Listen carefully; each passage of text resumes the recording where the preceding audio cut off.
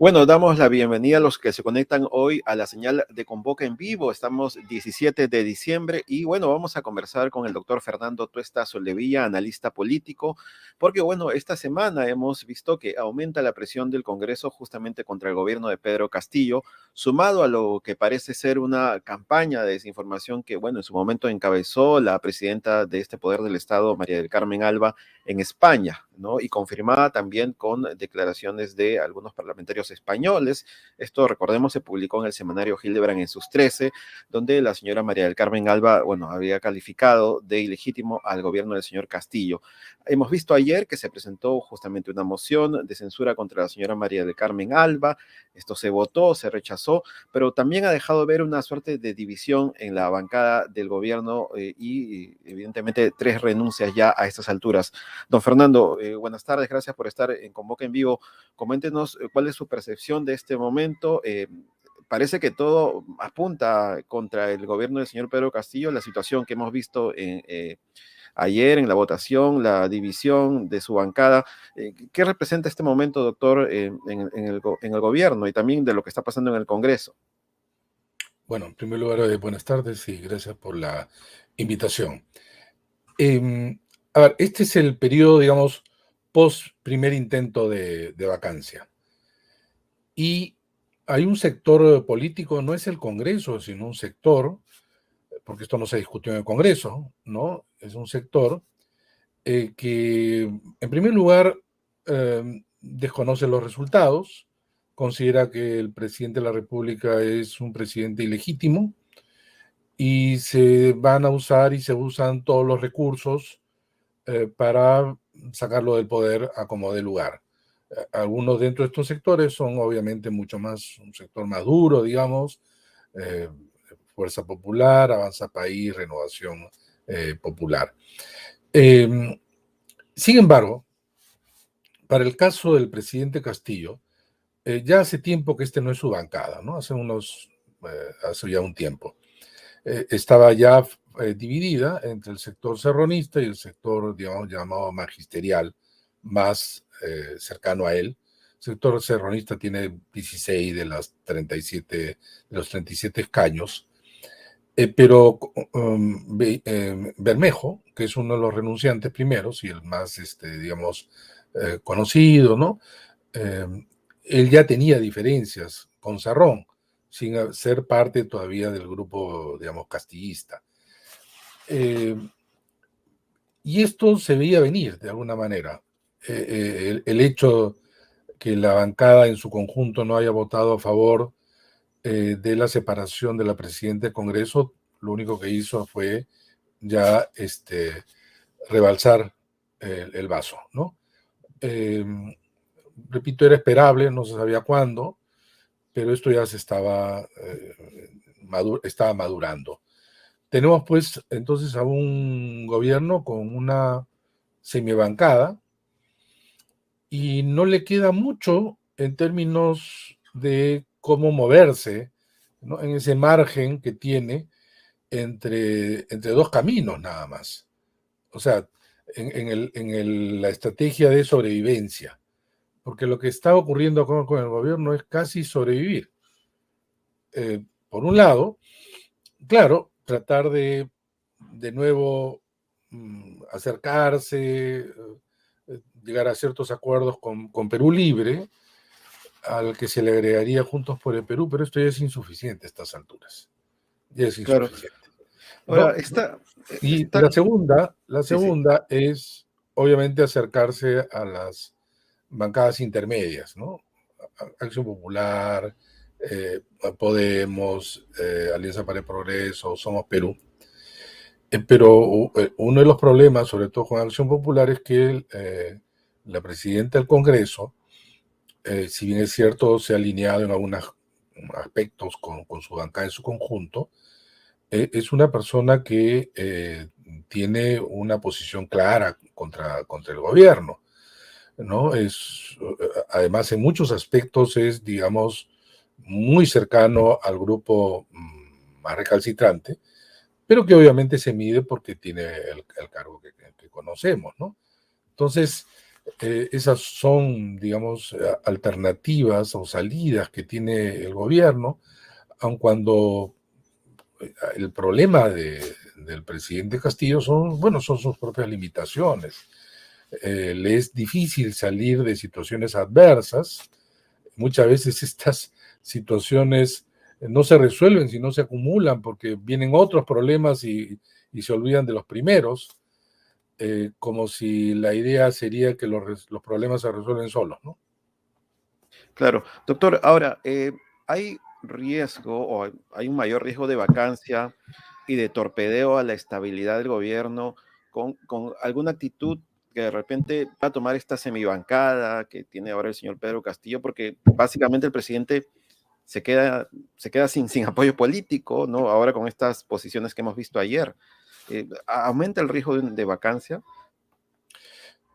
Bueno, a ver, en relación a la vacancia, eh, en el conjunto de lo que es hasta, o lo que era hasta hace poco Perú Libre, se mantuvo unido en contra de la vacancia.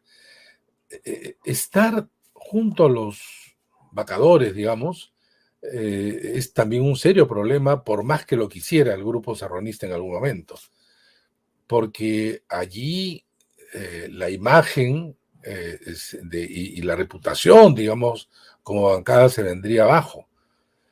Tendría que ser un hecho de tal manera rechazable, ¿no? Que se descubra algo, que haga algo el presidente, sobre todo en materia de corrupción, como para que la opinión pública eh, acepte que el sector serronista se le sume a los vacadores, ¿no? Hay que recordar que en la izquierda fue el caso del Frente Amplio, por ejemplo, en relación a Kuczynski, votaron, primero se abstuvieron y luego votaron a favor de la vacancia, ¿no? Que, bueno, devino antes en la renuncia, pero no sería la primera vez que sucede algo por el estilo, claro. Uno puede decir, no es lo mismo Kuczynski que Castillo, porque Kuczynski, digamos, era de derecha y Castillo, digamos, eh, es de izquierda, ¿no? Pero eh, no le es tan fácil, pero sí para cosas puntuales como estas. Ya hace algún tiempo, repito, esa bancada vota de manera diferenciada. Doctor, como usted lo ha hecho notar, la actitud de la señora María del Carmen Alba a propósito de lo que se ha visto de su viaje a España, este tema no claro de sus afirmaciones en este país contra el gobierno del señor Pedro Castillo, em, han sorprendido, ¿no? Siendo Acción Popular un partido que siempre se ha declarado democrático, ¿no? Em, y usted cree que ella logre de alguna manera, al menos en su bancada parece así, logre un respaldo finalmente para sumarse a una vacancia al presidente, o cree que pese más esa personalidad o esa actitud de respeto a la democracia que ha tenido Acción Popular, porque también parece haber una desconexión entre los líderes del partido y la bancada, ¿no? Muchos hemos quedado sorprendidos por algunas actitudes que se han tomado, incluso en votos de reformas constitucionales. Sí, hay algunos, en algunos temas que la bancada de Acción Popular está cohesionada, pero en varios también es una bancada que responde a liderazgos internos de Acción Popular que son varios.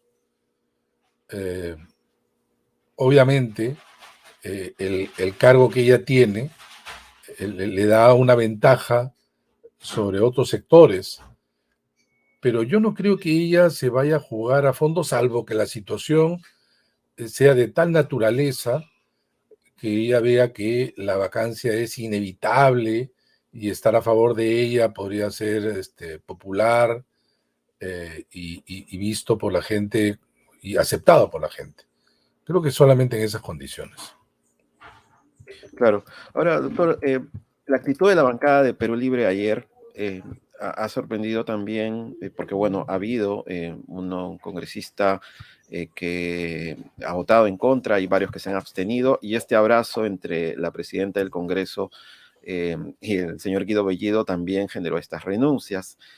Y la pregunta que muchos se hacen es, ¿qué negociación hubo ahí? No se habla de que hay un poder que podría tener la presidenta del Congreso para ciertos proyectos de ley, para viabilizar presupuestos.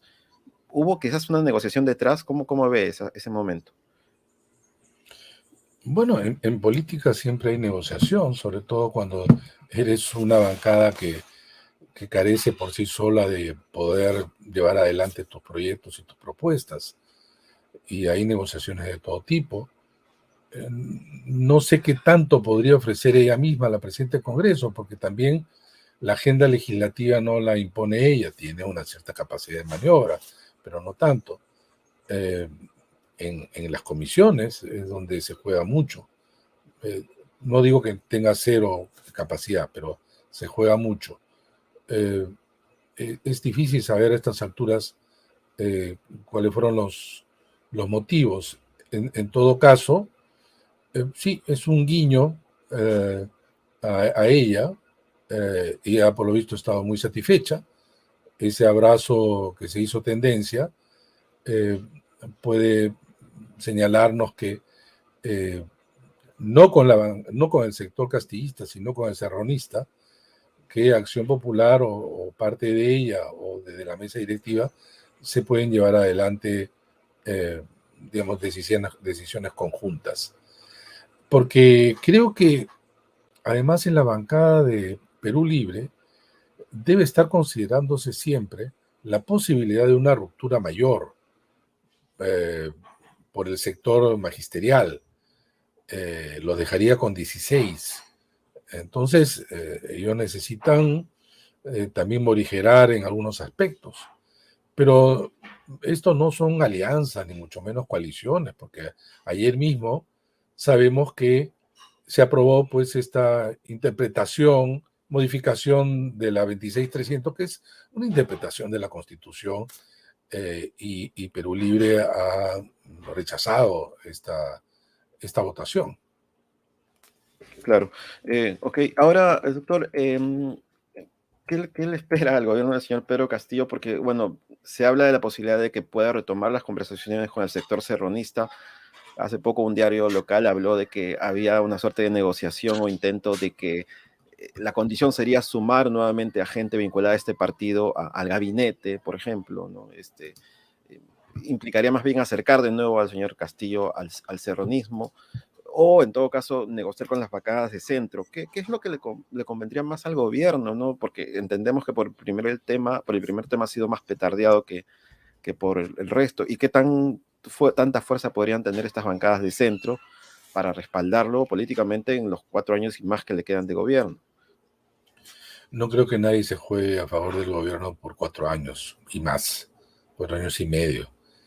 Es un gobierno muy frágil, es un gobierno débil, minoritario, con un presidente depende siempre o va a pender sobre su cabeza el intento de vacancia. Repito, no estoy tan seguro, nadie le puede garantizar nada. Eh, en el Perú, un periodo de mandato es de largo plazo. Entonces, bueno, como comenté en la primera pregunta, esas son las alternativas. Lo otro es intentar, pues, no crear coaliciones más duraderas dentro de los límites que esto indica, sino en algunos casos inclinarse por un lado y por otro. Pero esto es frágil también. Esto es frágil. Porque además los problemas que tiene el gobierno, gran parte de ellos se han originado en el mismo gobierno, no como producto de un ataque de la oposición. La oposición obviamente ha aprovechado, como cualquier oposición, pero eh, hemos visto la cantidad de problemas que se ha metido el gobierno, para empezar, para el nombramiento de ministros y altos funcionarios del Estado, eh, más el secretario del despacho presidencial. Es decir, se han llenado de problemas. Ahora, ¿podría ser distinto? Parece que no tan distinto, porque el presidente Castillo tiene pues Las redes donde se maneja son redes muy pequeñas, redes muy cercanas a él, familiares, amicales, eh, sectoriales, pero muy limitadas como para poder servirse de ella para colocar gente en el Estado. Y a ese nivel también pululan, pues, aventureros, aprovechadores, corruptos también. Está metido, por lo visto, en algunos casos, en algunos sectores y algunos que pueden comprometer hasta el propio presidente de la República. Claro. Ahora, doctor Tuesta, desde el Congreso también hay trabas ya para lo que propone el gobierno de Pedro Castillo, sumado, como ya hemos hablado, a que también su bancada, su misma bancada no lo respalda.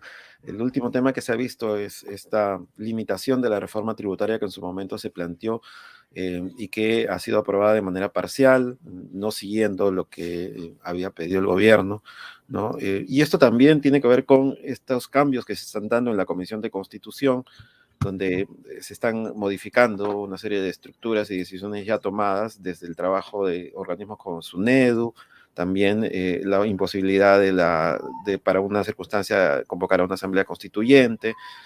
Hay también decisiones que se están tomando en el Congreso y que se están aprobando y que más adelante probablemente generen problemas. Mira, este momento es un momento que favorece al gobierno porque entramos ya en esta quincena más en un modo fin de fiestas, fin de año, Navidad, etcétera, y suele distenderse, ¿no? La gente está más preocupada por cuestiones justamente referidas a fiestas, incluso ya la llegada del verano, las vacaciones. Ahora, no siempre ha sucedido, ¿no? Porque ya recordemos el indulto a Fujimori, cuando trataban de retirar a los fiscales, hubo incluso movilizaciones en medio. Pero, eh, digamos, además va a haber un receso parlamentario, ¿no? De acá hasta marzo.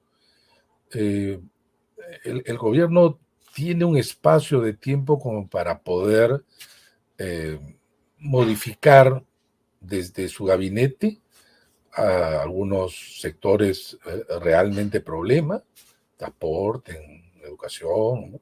Por decirlos, en los más polémicos en los últimos tiempos, energía y minas, ¿no? Eh, Tiene un espacio de tiempo.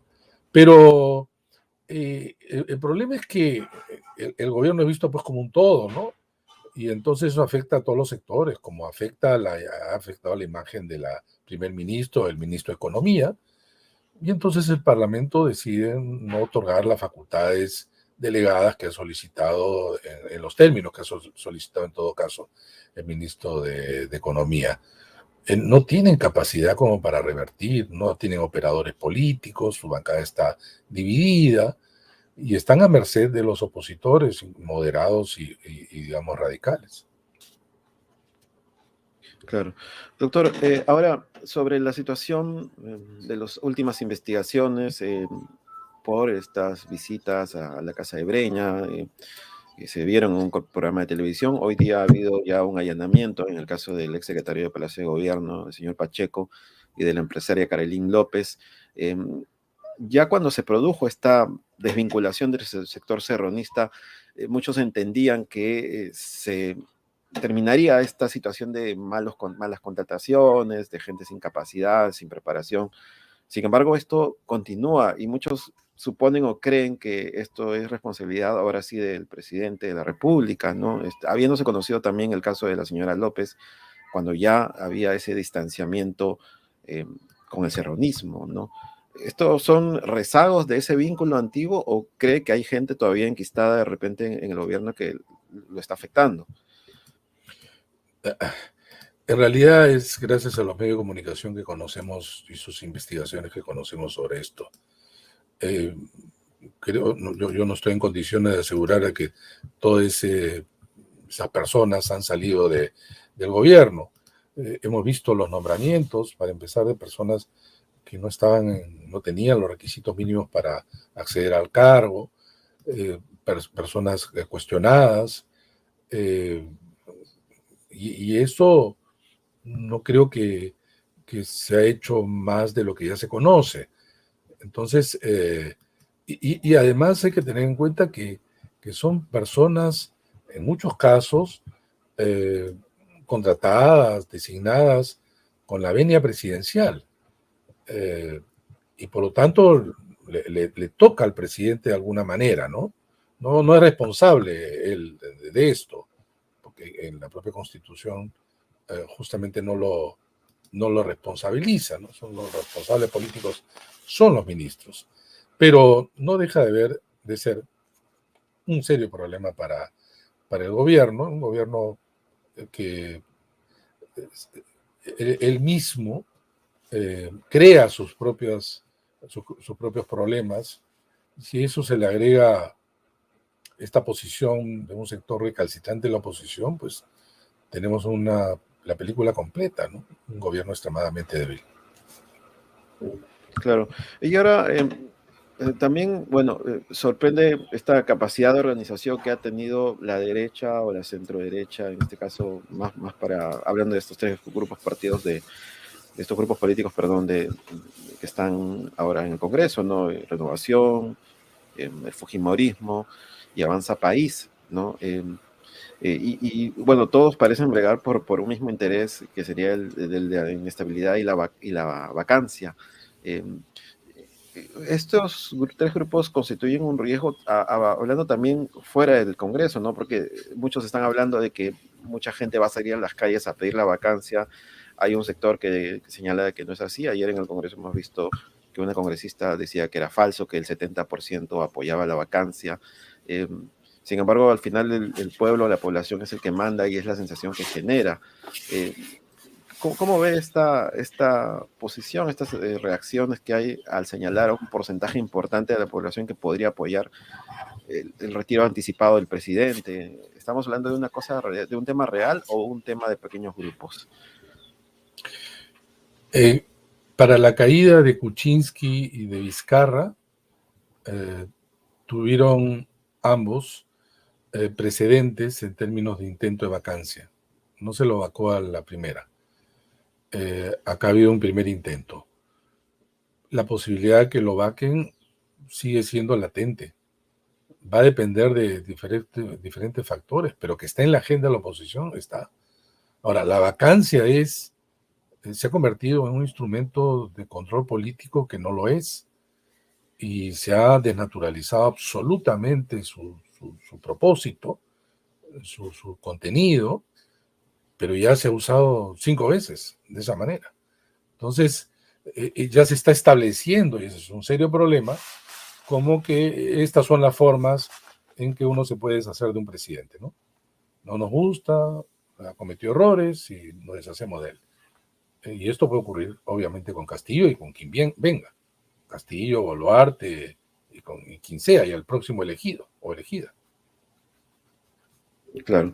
Bien, doctor. Y la última pregunta que le quería hacer tiene que ver con una próxima elección. El otro año hay elecciones regionales y municipales, pero a muchos nos deja la sensación de duda, porque hemos visto que en este último año varios presidentes regionales han ido a prisión, ¿no? Y se siente como que esta reforma que ya hace algunos años se hizo para derivar todo lo que son gastos, uso de presupuesto a las regiones, no está funcionando bien. ¿Y cómo ve esto y cómo va a reaccionar el elector, ¿no? Porque tenemos varias regiones del país donde predominan pequeños grupos políticos que se están moviendo ya en campaña, y es probable que tengamos resultados disímiles respecto de la tendencia de Lima, ¿no? Es decir, eh, habrá más predominio de la izquierda radical. ¿Cómo ve este panorama que nos espera el otro año? Es totalmente distinto. Las elecciones regionales y municipales tienen otras lógicas. Se trata en realidad de muchísimas elecciones simultáneas, cada una con una realidad distinta. El municipio distrital, cada uno, provinciales. Estamos hablando de 1.634 distritos, 196 provincias, 25 gobiernos regionales, y cada uno, repito, es una elección distinta. Entonces, ahora, en el conjunto, en los últimos años, son los movimientos regionales quienes han ganado 3 de cada 4 autoridad subnacional. En algunos sitios sí, en Lima es un poquito más politizado, porque acá no intervienen movimientos regionales, por lo tanto son partidos, pero esto no es así en el resto del país. Claro, hay lugares donde, en regiones, en el gobierno regional me refiero, Lambayeque, La Libertad, quizá Cusco, pero paro de contar. Lo demás son movimientos regionales. Son movimientos regionales. Ok, y los partidos tradicionales tendrán algún espacio, porque bueno, se habla de que el fujimorismo está trabajando intensamente, al igual que Alianza para el Progreso, obviamente en sus fortines, en el caso del primero en el norte y en el caso de APP en el norte también. O sea, ¿cómo ve este protagonismo? Es que los partidos tradicionales, para empezar, si hablamos del PPC y del APRA, no están inscritos. Acción Popular evidentemente va a tratar de colocar candidatos al igual que Fuerza Popular, pero no han sido fuertes. En elecciones subnacionales no han sido fuertes. Repito, todos los partidos juntos apenas consiguen un cuarto del total. Ok, doctor. Bueno, doctor, muchas gracias por haber estado hoy en Convoca en Vivo y habernos un poco ilustrado sobre la situación política actual. No, gracias a usted, pues hasta otra oportunidad. Bien, muchas gracias y nosotros nos vemos la próxima semana. Gracias. ¿Te imaginas al Perú si no se hubiese revelado el nivel de corrupción que llegó al poder? Son Periodística Convoca. De Convoca. El grupo Convoca. Medios como Convoca. Ayúdanos a seguir informando lo que oculta el poder. Súmate a nuestra comunidad y apoya al periodismo independiente que investiga, que innova para generar cambios y comparte lo que aprende. La desinformación ha ganado terreno en la tribuna pública con efectos nocivos en medio de una pandemia. En Convoca sabemos que podemos llegar más allá con una ciudadanía atenta. Revelamos lo que otros callan con investigaciones sólidas. Ponemos al alcance de nuestra audiencia información útil.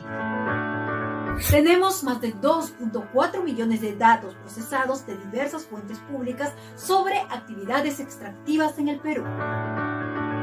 Crea y comparte historias como jugando, sin ser un programador o un diseñador. ¿Quieres conocer el método Convoca para investigar, analizar datos masivos y explorar nuevas narrativas y herramientas digitales? Tenemos un espacio para compartir con ustedes todo lo que aprendemos cada día.